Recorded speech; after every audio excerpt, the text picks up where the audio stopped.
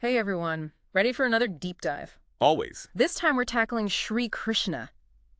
Oh, wow. Yeah, but not just the mythological stories you might already know. Right. We're going way deeper, Wow. using the research of this guy Nilesh Oak, who suggests... Oh, yeah, I've heard of him.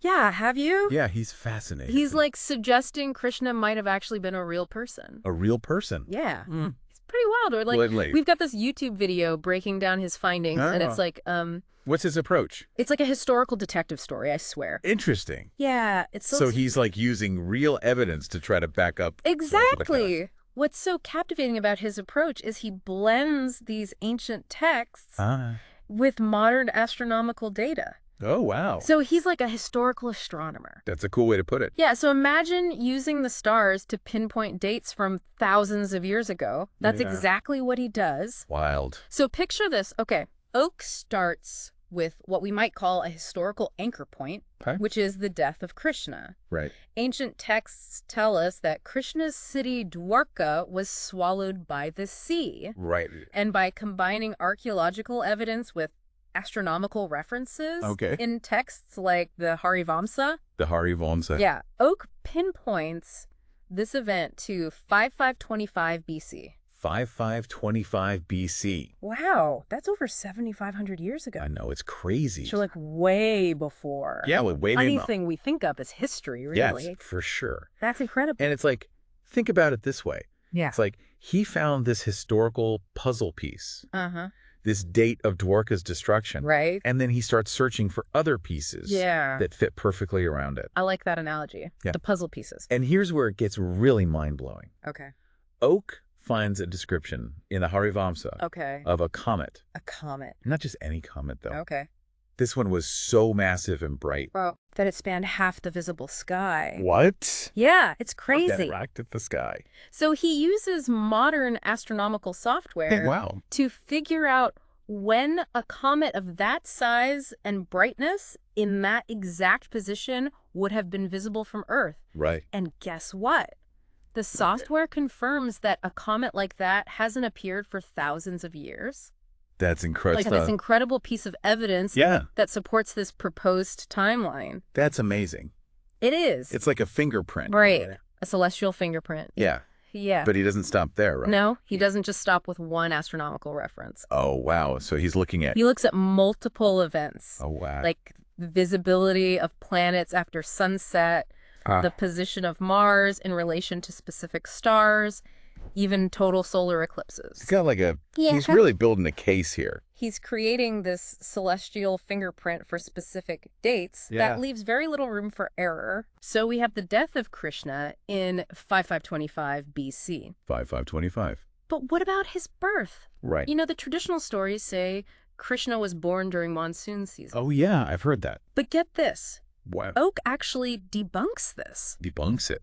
Using astronomical data and descriptions from the texts. Interesting. It's amazing how he weaves together these different fields of knowledge. Right. He combines his understanding of astronomy with ancient Indian geography and climate patterns. Oh, wow. So, for example, Give me an example. the Harivamsa mentions Vasudeva Krishna's father walking on dry cow dung. Dry cow dung. Now, you wouldn't have dry cow dung during monsoon season, right? That makes sense. So this little detail points to a summer birth. Wow. I know it's those little details. It's small details. Yeah, that can actually hold the most historical weight. Right. So by piecing together all these clues, Oak calculates Krishna's birth year to be 5633 BC. And this date is further supported by another astronomical event that's tied to the story of Krishna killing his evil uncle Kamsa.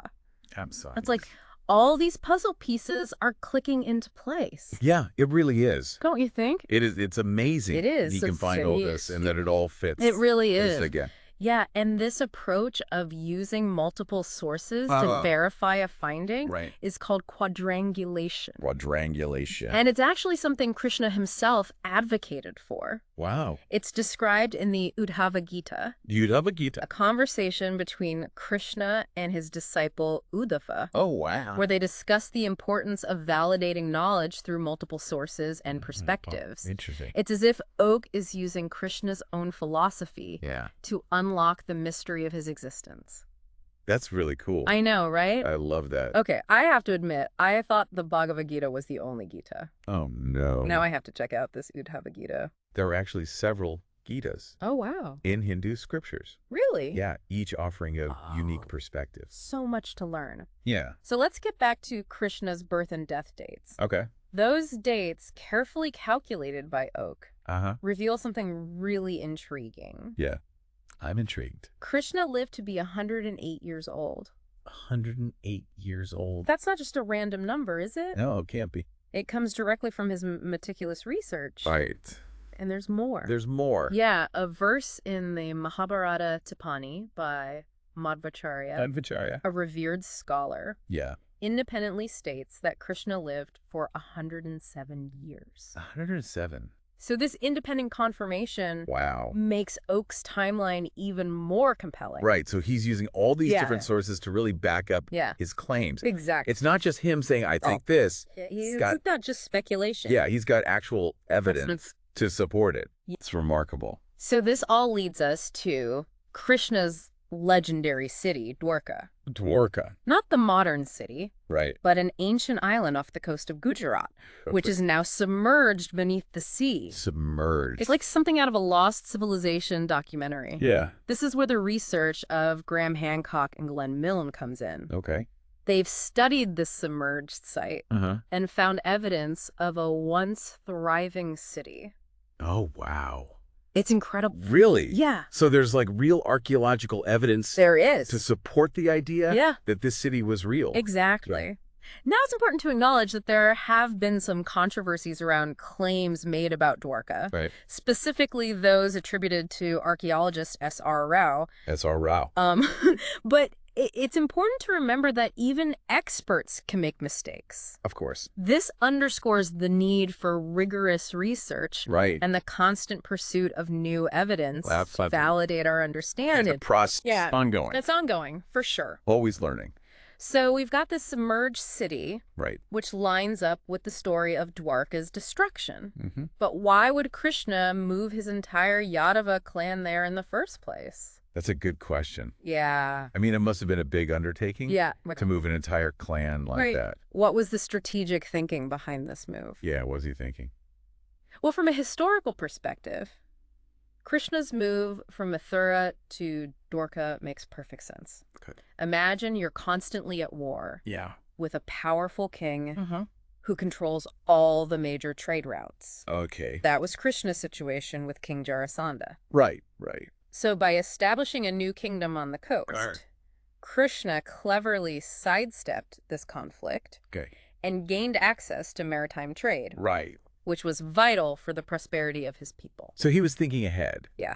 Like long term. Definitely. So Krishna wasn't just this spiritual figure. Right. He was a ruler, a strategist, someone who understood the importance of economic development for his people. Exactly. And this aligns with the concept of Dharma. Dharma. As Krishna embodied it. Right. Dharma isn't just about duty or righteousness. Okay. It's about acting in a way that leads to prosperity and the ultimate good for everyone. So it's kind of like a bigger picture thing? Yeah, thinking about the well-being of everyone. Not just yourself. Right. Got it. So Krishna's actions, like moving to Dwarka, were all about securing a better future for his people. It's interesting, though, that despite all this, the Yadava clan eventually destroyed themselves. Right. It's almost like a cautionary tale, isn't it? It is, kind of like... Even with great prosperity and leadership, things can still fall apart. It's a thought-provoking theme that resonates even today. Yeah. This idea that success can contain the seeds of its own downfall. Wow. That's deep. But going back to Krishna's leadership, it's clear he wasn't just reacting to events. Right. He was shaping them. He was in control. Yeah, he was a strategist, a philosopher, and a teacher. Right. Guiding his people towards a more prosperous and fulfilling existence. This really makes you think, doesn't it? It does. If Krishna was a real person, a historical figure who actually lived and ruled, how does that change our understanding of history? Of the stories we tell. Of the stories we tell ourselves about the past. Right. It's a big question. It's a question worth pondering. For sure. If we peel back the layers of myth and legend, what truth remains? Right. Could there be a historical core that's been embellished and transformed over time? Right. And if so, What can we learn from this historical Krishna? Oak calls Krishna a Yuga Purusha. Yuga Purusha. This revolutionary figure who transcended his time. Yeah. Someone who not only understood the world, but actively shaped it. It's a powerful concept. And that influence isn't limited to just India or Hinduism. Right. The Bhagavad Gita. Yeah. That famous conversation between Krishna and Arjuna on the battlefield has resonated with people across cultures and religions. Absolutely. It speaks to universal truths Yeah. about duty, morality, and the search for meaning in life. Those are big topics. Okay, good topic. Timeless. Yeah. That's why it still resonates today. Speaking of the Bhagavad Gita, Okay. did you know that conversation actually took place No? when Arjuna and Krishna were in their 70s? Wow, really? Yeah. That's interesting. It challenges our typical image of young warriors, doesn't it? It does. Yeah. It makes you think about... What it really means to be a warrior. Right. Or what it takes to be a leader. Yeah. It definitely makes you rethink assumptions about age and capability. Absolutely. It highlights the value of wisdom and experience. Right. Even in times of conflict. Yeah, experience matters. Experience matters. For sure. And remember, Bhisma, the patriarch of the Kuru clan, was over 140 years old 140. when he fought in the Mahabharata War. Wow. That's incredible. I know. I mean, these guys were... He must have seen so much in his lifetime. Right. They weren't just fighting for power or territory. Yeah. They were fighting for principles. Yeah. For a way of life. For something bigger than themselves. Yeah. And they had a lifetime of experience informing their actions. Exactly. So their decisions weren't made lightly. Not at all. They were based on years Years. of knowledge. Wisdom and... And experience. And seeing the world. So it brings us back to Krishna's role as a teacher. Right. He wasn't just imparting knowledge. Yeah. He was encouraging critical thinking, urging his disciples to question assumptions Okay. and look deeper. Not just accepting things at face value. Right. Right. Oak discusses this in his research. Yeah. Pointing out the different types of bhaktas, Dr. of devotees that Krishna describes in the Bhagavad Gita. Some act out of blind faith. Others are driven by emotion. Right. And some rely solely on intellect. Okay. But the ones most beloved to Krishna are those who blend all three. So a balance. Faith, emotion, and intellect. Right. To reach a deeper understanding. That's interesting. So it's not just about one or the other. It's about integrating them all. Yeah. It's about bringing them all together. Right. This striving for a holistic perspective is at the heart of what makes Krishna such a compelling figure. Absolutely. He embodied the ideal of a Jagat Guru. Jagat Guru. A teacher, not just to the world, Right. but someone who saw the world as his teacher. That's beautiful. I know. I love that. It's a beautiful concept. It is. Being open to learning from everyone and everything. Yeah. Seeing the entire world as a classroom. Right. Full of knowledge and wisdom. Yeah. Constantly learning. I love that. Always a student. Always a student. That's the idea. It challenges us to examine our own approach to learning. Right. Are we open to new ideas? Are we receptive to new ideas and different viewpoints? Are we willing to question our own beliefs? Step outside our comfort zones? Exactly. Oak emphasizes that Krishna was a revolutionary. Yeah. A disruptor who didn't just accept the world as it was. He sought to improve it. Right. To guide his people towards a better existence. He was a change maker. A change maker. And that's a powerful lesson. Yeah. Especially in our time of rapid change and uncertainty. Right. We face complex challenges.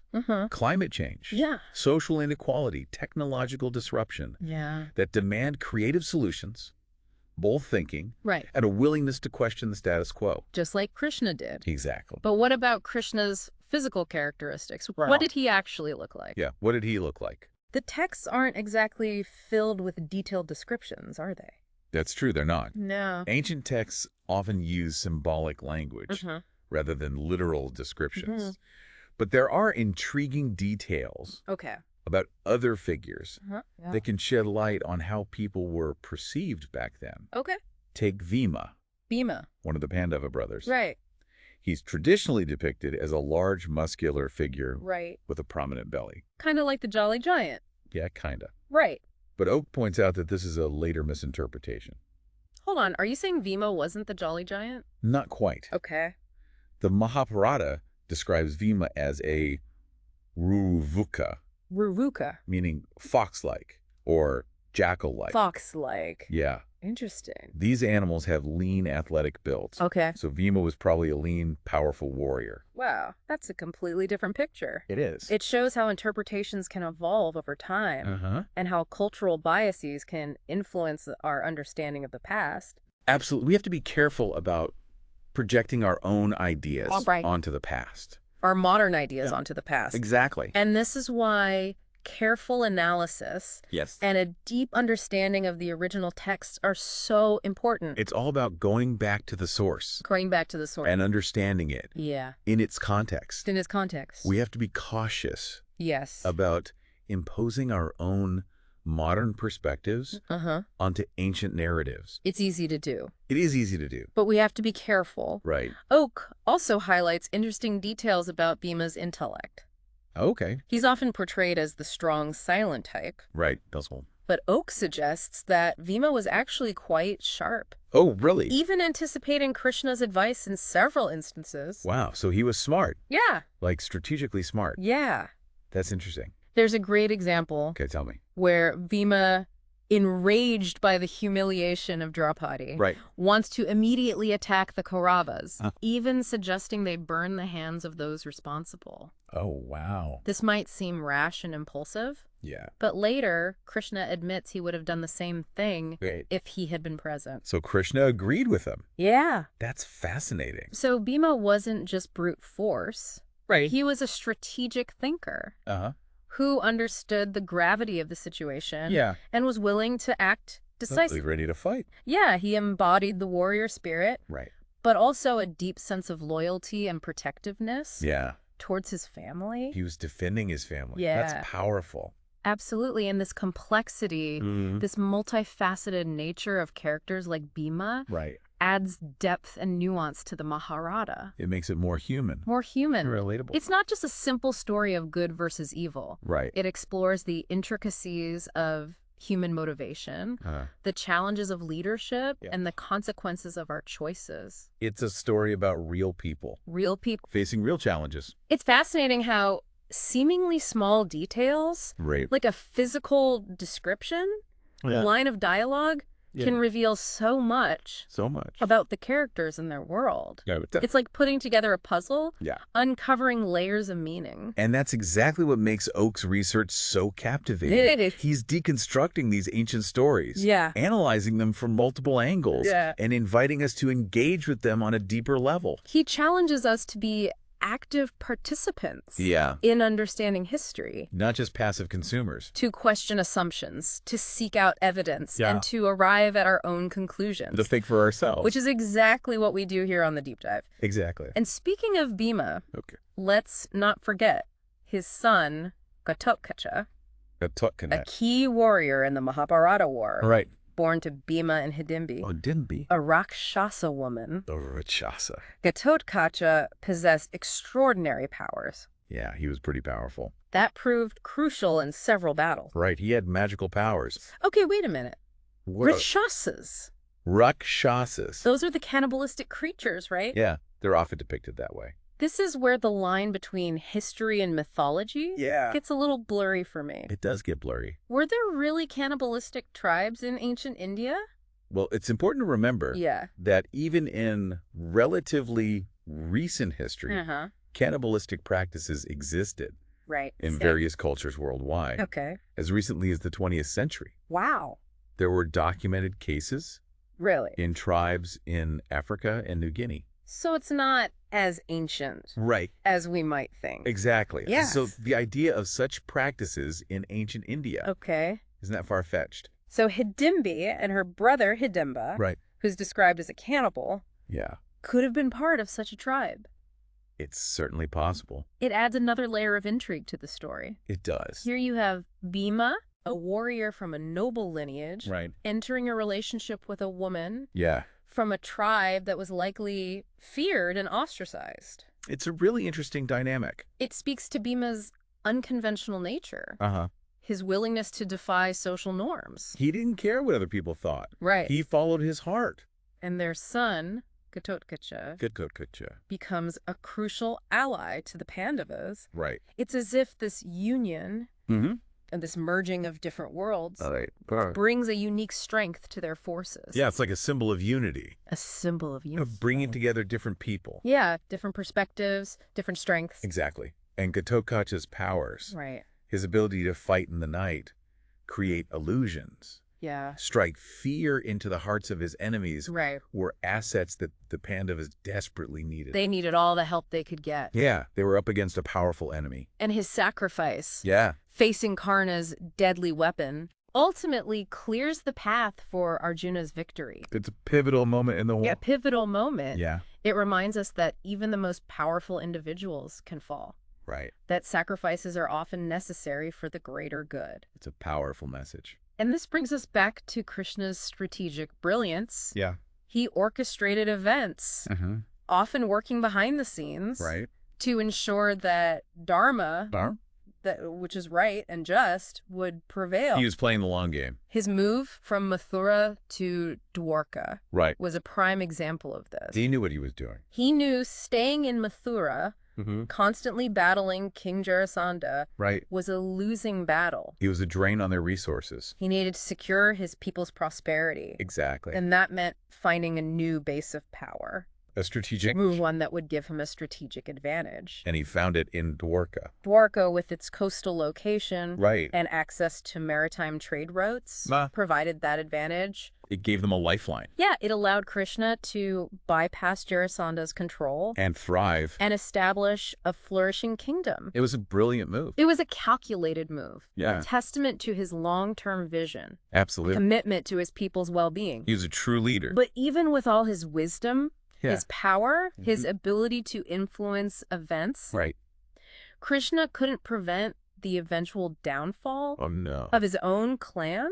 The Yadavas. The Yadavas, what happened? they destroyed themselves. No way. Consumed by internal conflicts. Oh, wow. And driven to madness by a sage's curse. That's a sage's curse. It's a tragic end to a glorious lineage. It really is a tragedy. It serves as a potent reminder that even the most prosperous civilizations can crumble under the weight of their own internal weaknesses. Their own flaws. The Yadavas, for all their strength and achievements, were ultimately undone by their flaws. Their internal conflict. Their lack of control over their passions. And their thirst for power. It's a lesson for all of us. A lesson for all time. Yeah. It almost feels like there's an inescapable cyclical nature to history. Right. A rise and fall. That's inevitable. It's a pattern we see over and over again. Even for those seemingly destined for greatness. Yeah, no one is immune. Which brings us back to that thought-provoking question. Yeah. If Krishna was a real person, a historical figure who walked this earth, how does that change our understanding of the world? Of ourselves. Of ourselves. Of the very stories we tell about the past. Right. Does it make the lessons of the Mahabharata, the teachings of Krishna, more relevant, more tangible? More applicable to our own lives? It's a question worth asking. It definitely encourages us to look beyond the myths. To dig deeper into the historical record. To question our assumptions. To question our assumptions. And to recognize the humanity. Yes. Even in those figures we consider divine. Krishna, the Jagat Guru, embraced the world as his teacher. Are we open to learning from the world around us in the same way? That's the challenge. Are we willing to challenge our own beliefs? To embrace new perspectives. To see the interconnectedness of all things. Right. These are questions worth contemplating. Absolutely. As we navigate the complexities of our own time. Our own modern Mahabharata. Our own modern Mahabharata. It's amazing to think that these ancient stories might actually have roots in real historical events. It really is. It makes you wonder if Krishna was leading armies and building cities, what other seemingly mythological figures might walk the earth? Right, like what else is out there? It's a tantalizing thought. It is. And it really highlights how much we still have to learn. Oh, yeah. About our own past. So much we don't know. But going back to Krishna, Oak's research paints this fascinating picture of this potential historical figure, a leader, a warrior, a philosopher, who shaped the course of history. Absolutely. And his story whether viewed through the lens of mythology or history, offers valuable insights that are still relevant today. Timeless wisdom. Like that idea of dharma, of acting for the greater good. Yeah. It resonates even thousands of years later. It's a powerful concept. And that concept of the Jagat Guru. The Jagat Guru. Seeing the world as our teacher is something we can all apply to our lives. Absolutely. It encourages us to be lifelong learners. To be open. Open to new perspectives and experiences. Right. Always learning, always growing. So if you're listening to this, I'd encourage you to think about what resonated with you the most. During this deep dive. What stood out to you? What surprised you? What are you still thinking about? What questions are still swirling in your mind? That's the beauty of exploring these ancient stories. Right. And applying critical analysis to them. It sparks curiosity. It challenges assumptions. It encourages us to keep searching. For a deeper understanding of ourselves and the world around us. Well, we've covered a lot of ground in this deep dive. We have. We've explored astronomical evidence, submerged cities, ancient texts. Intriguing characters. Intriguing characters like Bhima and Gatotkacha. Yeah, they were quite the duo. It's been a wild ride. It has been a journey. But the journey doesn't end here. No, it doesn't. In fact, I'd say it's just the beginning. The more we learn, the more we realize how much more there is to discover. So keep exploring. Keep questioning. Keep diving deep. Keep diving deep. Into the fascinating world of history, mythology, and the mysteries that connect them. Thanks for joining us on this deep dive into the world of Sri Krishna. It's been a pleasure. Until next time, keep those minds curious. And stay thirsty for knowledge.